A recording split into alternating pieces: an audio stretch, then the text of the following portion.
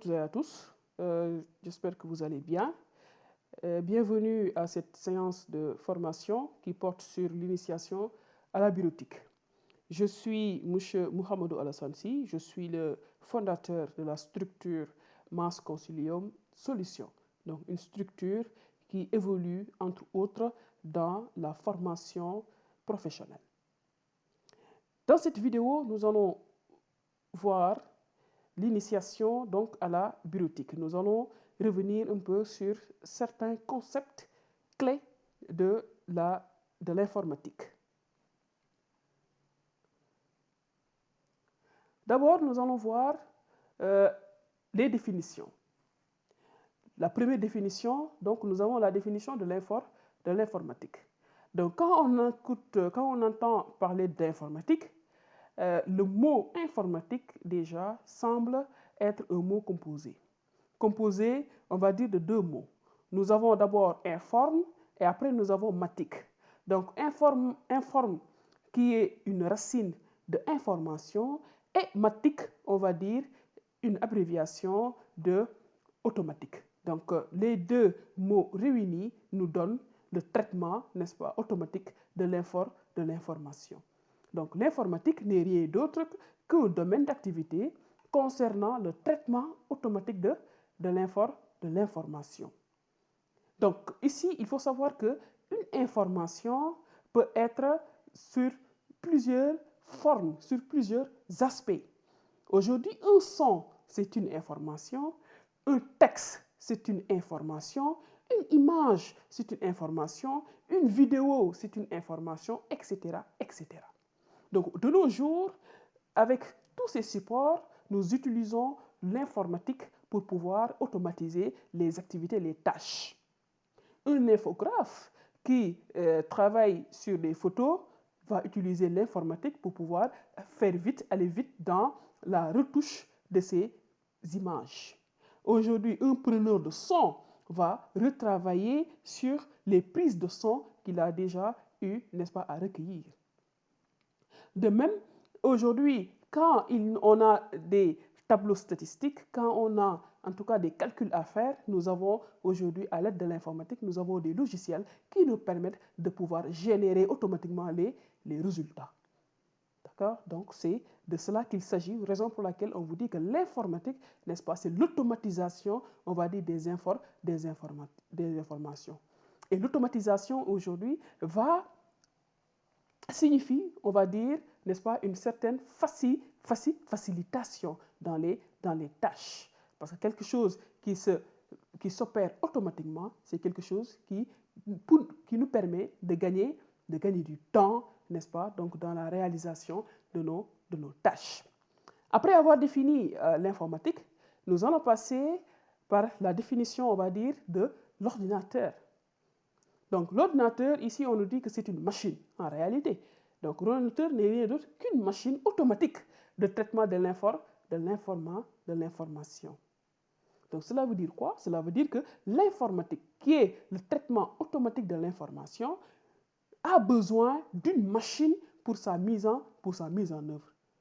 Donc cette machine-là, c'est ce qu'on appelle donc un ordinateur.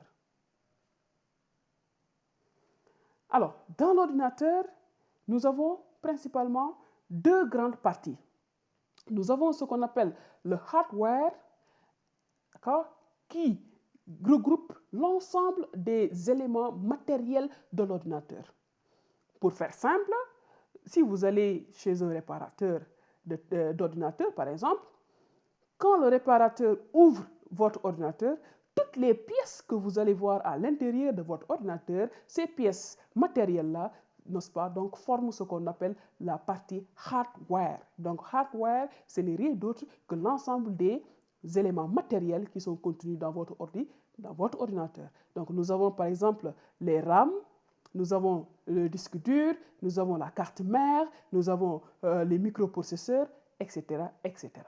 Donc toute pièce, tout matériel contenu dans l'ordinateur, n'est-ce pas, forme ce qu'on appelle la partie hardware. À côté de la partie hardware, nous avons la partie software. Donc, software, ici, il faut comprendre par logiciel. Par logiciel. L'ordinateur, en tant qu'élément matériel, ne peut pas fonctionner convenablement sans des logiciels. C'est en réalité des logiciels qui font tourner l'ordinateur. C'est des logiciels qui nous permettent de pouvoir utiliser à bon escient l'ordinateur. Parce qu'un ordinateur qui a toutes ses pièces mécaniques bien en place, qui s'allume, mais si cet ordinateur-là n'a pas des logiciels pour faire fonctionner, les personnes, les individus, les usagers de l'ordinateur ne pourront pas bénéficier, en tout cas, de l'opportunité que offre l'ordinateur. Donc, cette partie qui concerne tous les logiciels qui sont installés dans votre machine, dans votre ordinateur, ces logiciels qui nous permettent aujourd'hui d'écouter du son, qui nous permettent aujourd'hui d'aller à l'Internet, qui nous permettent aujourd'hui de faire la saisie de texte, etc., etc., n'est-ce pas? Donc, forment ce qu'on appelle la partie software. Donc, à ce niveau, ce qu'il faut retenir, c'est tout simplement que l'ordinateur, maintenant, est réparti en deux parties. La partie hardware, d'accord, avec tous les éléments matériels de l'ordinateur, et à côté, donc, la partie software avec tous les logiciels. Maintenant, les logiciels, nous en avons principalement trois catégories. Nous avons les logiciels de base, donc qu'on peut appeler aussi les systèmes d'exploitation. Aujourd'hui, nous avons principalement deux systèmes d'exploitation les plus usuels. Nous avons Windows et nous avons iOS. Windows pour les ordinateurs, on va dire, de type classique. Lenovo, HP, Samsung, ces marques d'ordinateurs fonctionnent le plus souvent sous le système d'exploitation Windows. Concernant les MacBooks, par exemple, les ordinateurs développés par Apple, nous avons iOS comme système d'exploitation. Donc, le système d'exploitation, c'est le premier système qu'on installe sur un ordinateur. C'est ce système-là qui vous permet d'avoir un espace quand vous allumez votre ordinateur, n'est-ce pas? Donc, quand vous voyez un logiciel en train de se charger, etc., qui vous permet, par exemple, de vous connecter à votre espace, etc. Donc, c'est ce qu'on appelle le système d'exploitation. C'est ça qui lui permet, en réalité, de pouvoir, n'est-ce pas, donc, ouvrir votre ordinateur. C'est le système d'exploitation. Maintenant, nous avons d'autres types de catégories. Nous avons les logiciels de programmation. Donc ça concerne beaucoup plus les informaticiens. Donc, ils développent des sites, des plateformes, on va dire des applications, etc., etc. Donc, vous avez des logiciels comme HTML, CSS, JavaScript, PHP, etc. Donc, ça, c'est ceux qui sont dans génie informatique qui l'utilisent. Et maintenant, enfin, nous, les types de logiciels qui vont nous intéresser le plus ici, c'est les logiciels d'application. D'accord? Entre autres, nous avons Word, Excel, PowerPoint, etc., etc. Donc, tout le reste, en tout cas des logiciels, sont appelés les logiciels d'application. On continue toujours. Nous allons voir à présent ce qu'on appelle les périphériques. Donc, périphérique en informatique, c'est un dispositif connecté à un système de traitement de l'information centrale et qui ajoute à ce dernier des fonctionnalités. Cela veut dire quoi? C'est tout simplement tous les matériels installés ou bien branchés dans votre ordinateur pour une meilleure fonctionnalité de votre ordinateur. Cela veut dire quoi? Aujourd'hui, dans votre ordinateur, des fois, vous branchez, par exemple, un clavier. Si votre clavier, par exemple, avec votre ordinateur portable, bien sûr, si votre clavier ne marche pas, vous pouvez, par exemple, prendre un clavier normal et le brancher, n'est-ce pas, donc sur votre ordinateur pour l'utiliser. De même, vous pouvez utiliser, n'est-ce pas, une souris sans fil, par exemple. Vous pouvez utiliser, on va dire, une clé USB, etc., etc. Donc, tout cela, c'est des éléments que vous branchez dans votre ordinateur, ce qu'on appelle les périphériques. Maintenant, les périphériques, aussi, nous en avons 3 types. Nous avons d'abord ce qu'on appelle les périphériques d'entrée, les périphériques de sortie et enfin les périphériques d'entrée et sortie. Donc ici, entrée, sortie fait allusion aux informations. Donc quand vous entendez entrée, c'est entrée de données ou bien entrée d'informations. De même, quand vous entendez sortie, donc c'est sortie de données, sortie d'informations. Alors, pour le premier type de périphérique, nous avons entrée. Aujourd'hui, par exemple, on a le clavier. Le clavier, c'est pour saisir un texte. Donc, quand vous saisissez un texte, c'est qu'est-ce que vous faites? Vous êtes en train de faire entrer, on va dire, du texte dans votre ordinateur. Parce que ça va être enregistré dans votre ordinateur. Donc, tout ce que vous entrez dans l'ordinateur, c'est ce qu'on appelle les périphériques d'entrée. De même que la souris aussi, vous allez pouvoir, n'est-ce pas, dessiner. Il y en a qui peuvent dessiner à travers la souris. On sélectionne, etc., etc. Donc, on fait aussi un mouvement d'entrée. Le micro. Donc là, je suis en train d'enregistrer. Donc, le son que je suis en train de dégager, n'est-ce pas, va être enregistré dans l'ordinateur. Donc, ça aussi, c'est un périphérique d'entrée. C'est un périphérique qui permet de faire entrer une information des données. Enfin, nous avons le scanner. Aujourd'hui, si vous avez des images, des photos physiques, d'accord, vous pouvez aujourd'hui les scanner pour en avoir une version électronique que vous allez, n'est-ce pas, enregistrer dans votre ordinateur. Donc, dans ce sens-là, le scanner, c'est un périphérique de type entrée. À côté, nous avons les périphériques de type sortie. Donc, sortie, comme je l'ai dit, on comprend sortie de données, sortie d'informations. Nous avons par exemple l'écran. Aujourd'hui, surtout pour les ordinateurs de bureau, nous avons l'écran. L'écran est branché dans l'unité centrale, c'est un périphérique. Donc, qu'est-ce que l'écran fait? L'écran permet d'afficher, de sortir en tout cas des images. Donc, l'écran à ce niveau, c'est un périphérique de sortie. Nous avons par exemple le vidéoprojecteur. Voilà, donc si vous avez l'occasion, par exemple, de faire un cours où le professeur, par exemple, utilise un vidéoprojecteur, ou bien dans le cadre, par exemple, d'une soutenance, etc., vous verrez que le vidéoprojecteur permet de faire sortir, on va dire, n'est-ce pas, les images ou bien les pages contenues dans votre ordinateur. L'imprimante, aujourd'hui, vous pouvez avoir un fichier qui est numérique, vous l'imprimez pour, à la fin, obtenir un fichier physique. Donc, vous faites sortir des données. Vous avez aussi les casques et tout ce qui est haut-parleur. Pourquoi? Parce que ça fait sortir du son. Donc, raison pour laquelle on les a catégorisés comme des périphériques de type sortie.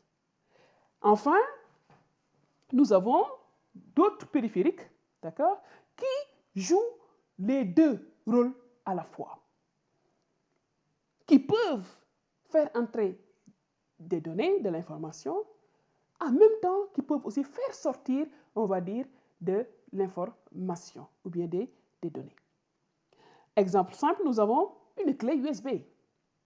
Aujourd'hui, je peux demander à un ami, par exemple, qui détient des films, de me passer ces films-là à travers une clé USB.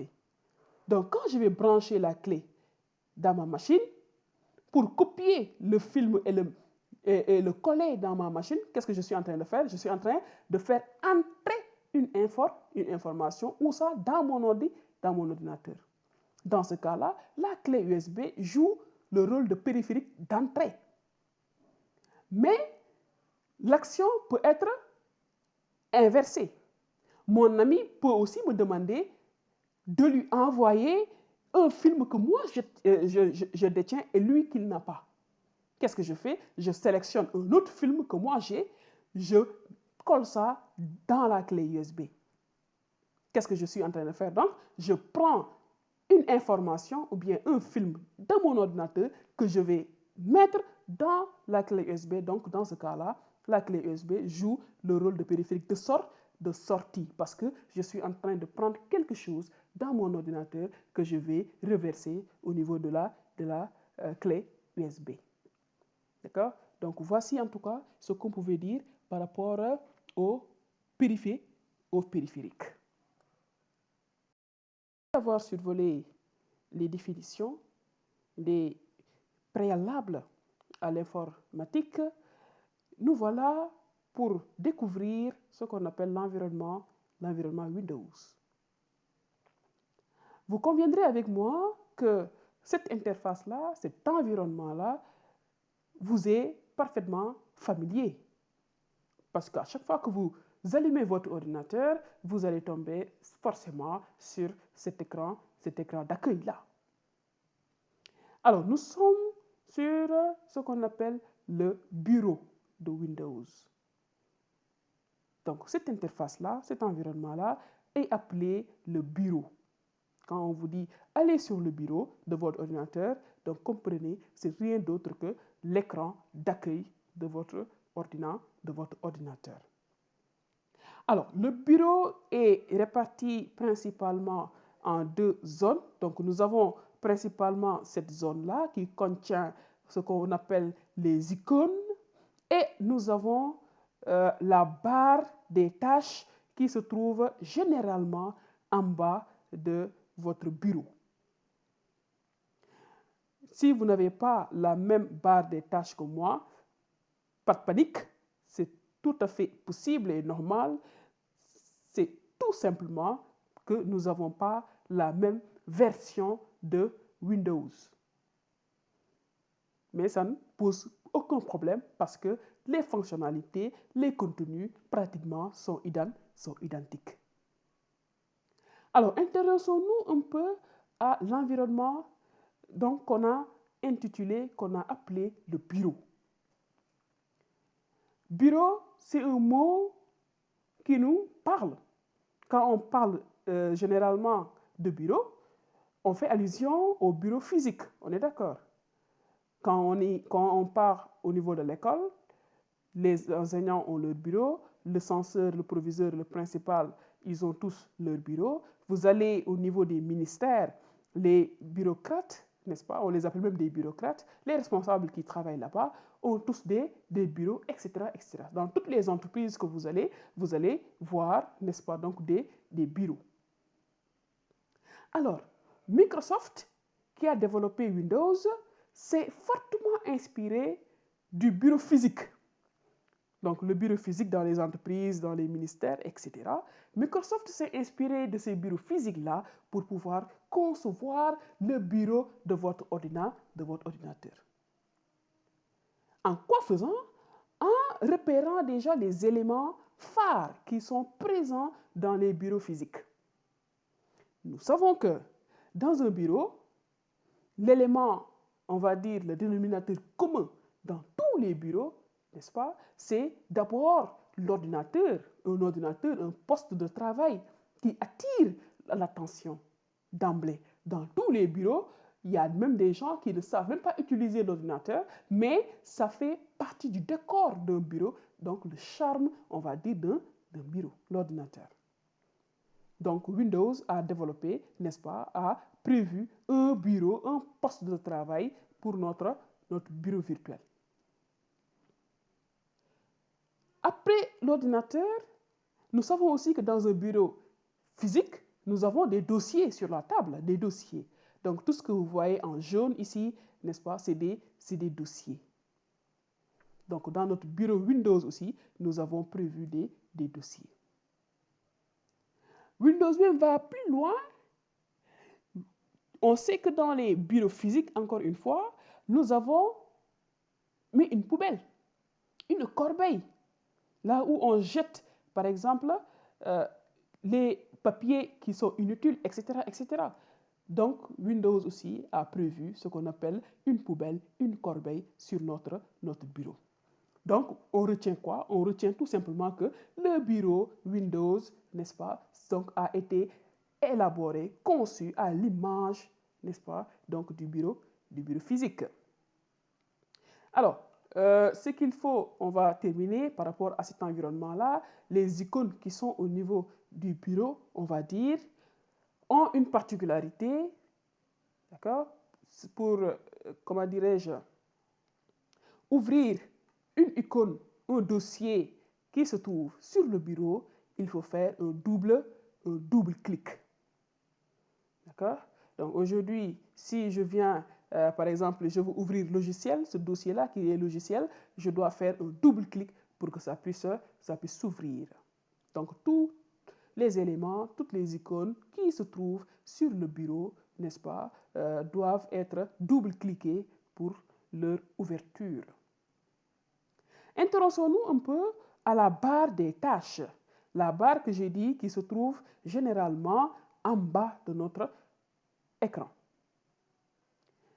Le premier bouton sur la barre des tâches, c'est le bouton qui contient le logo de Microsoft. Donc, on appelle le bouton démarrer. Le bouton démarrer. Le bouton démarrer sert pour plusieurs personnes à allumer ou bien à éteindre, on va dire à éteindre ou bien à redémarrer l'ordinateur. Mais le bouton démarrer contient une barre de recherche qui nous permet, n'est-ce pas, de naviguer, de chercher n'importe quelle application, même document, n'est-ce pas, contenu dans notre ordinateur. Aujourd'hui, je peux par exemple, comment dirais-je, enregistrer mon CV dans mon ordinateur. J'ai oublié où est-ce que j'ai enregistré le CV. Pas de panique, je peux venir au niveau du bouton démarrer sur la barre de recherche. Je vais par exemple taper le nom que j'ai donné en tout cas à mon document. Si par exemple j'avais mis mon CV comme nom du document, je vais mettre mon CV et, n'est-ce pas, donc la recherche va me proposer, va me sortir en tout cas tous les documents qui ont comme nom mon CV. Donc ça permet, n'est-ce pas, une meilleure navigabilité. Nous continuons toujours sur la barre des tâches. Nous avons, on va dire, des icônes qui sont un peu semblables à celles qui sont sur le bureau. Là aussi, nous avons des icônes. Donc, généralement ici, les icônes qui s'y trouvent, c'est soit les icônes ou bien les applications favoris. Quand nous avons des applications que nous utilisons le plus, nos applications favoris, nous pouvons les mettre au niveau de la barre des tâches pour pouvoir les utiliser plus rapidement. Mais aussi, tout document, toute application, par exemple, qu'on ouvre, n'est-ce pas, ou bien qu'on réduit, donc vient s'afficher automatiquement sur la barre des tâches. Ce qu'on peut retenir à ce niveau, c'est que la barre des tâches, n'est-ce pas, pour lancer une icône ou bien un logiciel qui est enregistré sur la barre des tâches, il suffit tout simplement de faire un seul clic. Sur le bureau, encore une fois, pour lancer un document, une icône, il fallait faire quoi? Il fallait faire un double clic. Mais sur la barre des tâches, il faut tout simplement faire un seul clic pour ouvrir, n'est-ce pas, donc l'application ou bien le document.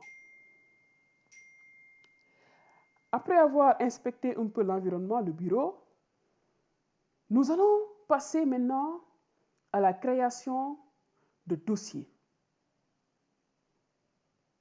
Donc, un dossier, c'est, on va dire, un réceptacle qui nous permet, n'est-ce pas, d'introduire ou bien de ranger un certain nombre de documents, de sons, de vidéos, etc., etc. Donc, c'est un outil de rangement. Donc, je vous conseille, chers apprenants, à vous organiser. Organisez votre espace, votre bureau. À chaque fois que vous travaillez, d'accord, il faut déjà identifier sur quel secteur nous travaillons.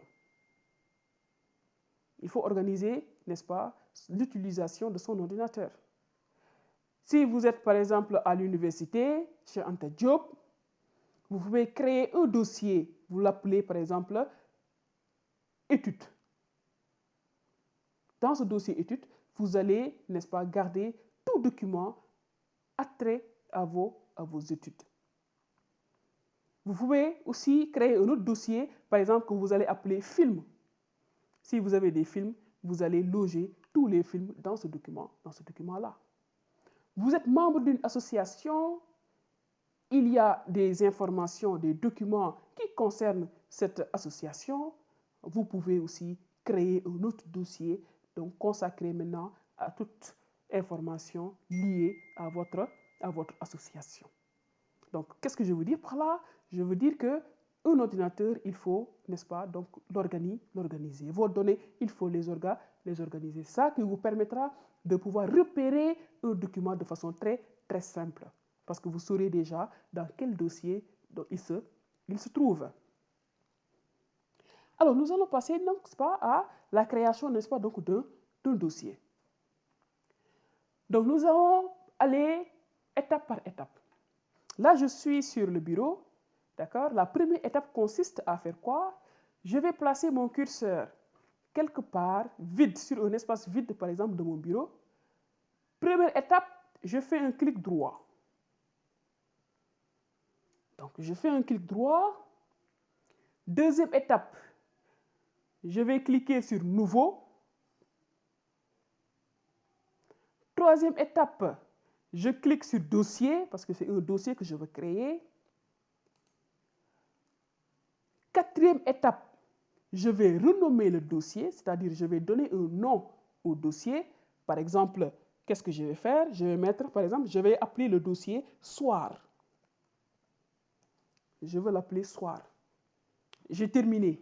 Donc, cinquième étape, pour boucler le tout, je vais appuyer sur le bouton Entrée de mon clavier pour pouvoir la finaliser, donc la création du dossier. Donc, une fois que le dossier est créé, je peux l'ouvrir. Donc, pour l'ouvrir, donc nous sommes sur le bureau, je vais faire un double clic. Là, je viens donc d'ouvrir mon dossier. Et on me dit que le dossier est vide. C'est bien compréhensible parce que je viens tout juste de le créer. Maintenant, dans un dossier, il faut savoir aussi que nous pouvons créer un autre dossier au sein même, n'est-ce pas, de ce dossier. Là, nous avons l'espace principal du dossier. Qu'est-ce que je fais? Je répète la procédure pour créer un autre dossier, ici même dans le dossier Soir. Je vais faire clic droit encore, la première étape, clic droit. Deuxième étape, il y a toujours Nouveau. Troisième étape, je clique sur Dossier. Je vais écrire Word comme nom du dossier, Word. Vu que nous allons voir Word, d'accord? Donc, on va créer un dossier consacré à toutes les activités de Word. Cinquième et dernière étape, je vais appuyer sur Entrée de mon clavier. Et regardez, on a bien créé, n'est-ce pas, le dossier Word. Donc, vous devez à ce niveau être en mesure de pouvoir créer un dossier, d'entrer dans ce dossier et de créer même d'autres dossiers à l'intérieur. Alors, une fois maintenant qu'on est capable aujourd'hui de créer des dossiers, nous allons aller à la création de fichiers. Le fichier que nous allons créer maintenant, nous allons le créer dans le dossier Word. Donc, nous allons ouvrir le dossier Word. Donc, pour ouvrir le dossier Word, nous allons faire un double clic. Donc là, nous sommes dans le dossier Word. Nous voulons actuellement créer un fichier Word, un document Word. C'est ce que nous voulons créer. Alors, la création d'un fichier Word, ou bien d'un logiciel, en tout cas d'application, que ce soit Word, PowerPoint, Excel, etc., peut se faire à travers deux méthodes. La première, c'est d'aller au niveau de démarrer, de cliquer sur le bouton démarrer. Parce que j'avais dit tout à l'heure que le bouton démarrer permet, n'est-ce pas, de parcourir sur tous les logiciels enregistrés dans notre ordinateur. Donc, sur la barre de recherche, je peux taper Word et automatiquement, n'est-ce pas, donc on me propose Microsoft Word. Je vais juste cliquer pour lancer, on va dire, l'application. Ça, c'est la première méthode. Mais la méthode, moi, que je vous propose, que je vous suggère, c'est la suivante. Vous allez toujours, c'est pratiquement la même étape ou bien le même processus, n'est-ce pas, de la création de dossier. Comment nous allons faire? Nous allons toujours partir sur un clic droit. Nous cliquons sur Nouveau. Cette fois-ci, au lieu de cliquer sur Dossier, nous allons descendre. Ici, nous avons Base de données, Access, Bitmap, Document, Microsoft Word. Ah, voilà. C'est ça que nous voulons créer, Document Microsoft Word. Donc, qu'est-ce que je fais? Je clique sur Document Microsoft Word. Là, nous avons un document. On nous demande de donner un nom à ce document. Il est soir, j'ai un peu faim, je donne comme nom, je vais mettre banane. Donc, je donne banane comme nom de mon document. Quelle est la cinquième étape et dernière? C'est d'appuyer sur le bouton Entrée. Et, chers étudiants, nous venons de créer un fichier Word, un document Word. À présent, nous allons continuer. Nous allons entrer dans le vif, n'est-ce pas, de notre premier logiciel d'application qui est le Microsoft Word. Nous allons lancer Microsoft Word. Le document que nous venons de créer, nous allons l'ouvrir. Pour l'ouvrir, donc, nous faisons un double-clic. Nous sommes à présent sur l'interface de Microsoft Word. Microsoft Word, c'est un logiciel de la famille de Office. De la famille de Office. Microsoft, qui est une entreprise, une multinationale, créée par Bill Gates, a développé beaucoup de logiciels, dont les logiciels d'application que nous connaissons, comme les Word, PowerPoint, Excel, etc., etc.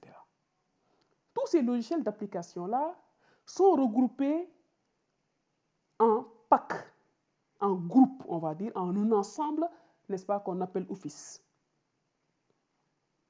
L'intéressant à ce niveau, c'est quoi? C'est que chaque logiciel a un but bien défini, a un rôle bien clair à jouer. Microsoft a prévu, par exemple, PowerPoint pour effectuer tout ce qui est traitement de texte. Donc, si vous voulez rédiger un rapport, un texte, un CV, une lettre de motivation, un mémoire, un procès verbal, un rapport, etc., etc., tout ce qui est type texte, le logiciel de prédilection, c'est Microsoft Word. Après avoir rédigé votre mémoire, par exemple, vous êtes amené à faire une présentation, à projeter devant un membre du jury, par exemple.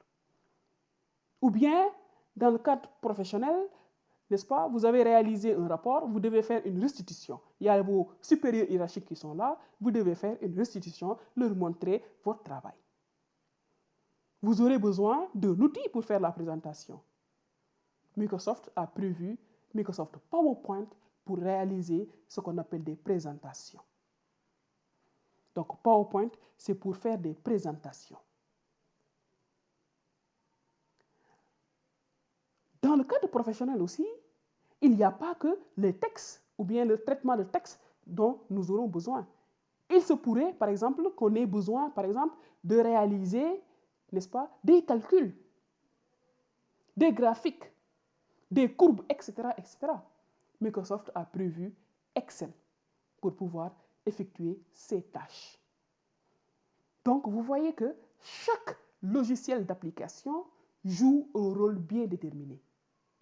Et ce qui est aussi intéressant à ce niveau, c'est quoi? C'est que les logiciels sont interdépendants.